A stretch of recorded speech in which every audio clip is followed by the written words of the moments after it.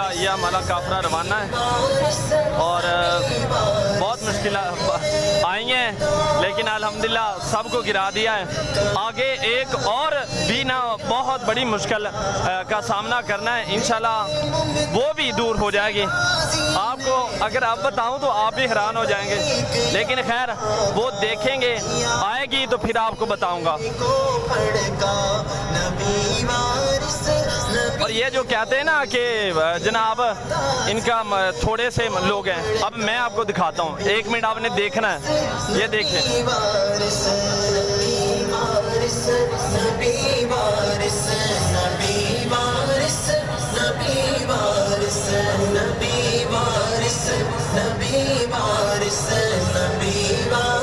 یہ جھلک ہے، جھلک.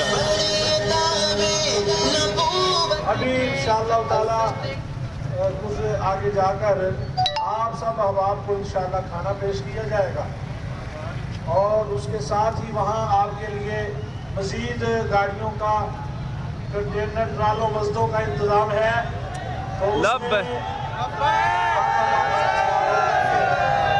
انشاءاللہ مریض کے قریب جا کے ہم انشاءاللہ کچھ دیر پھر سٹے کریں گے.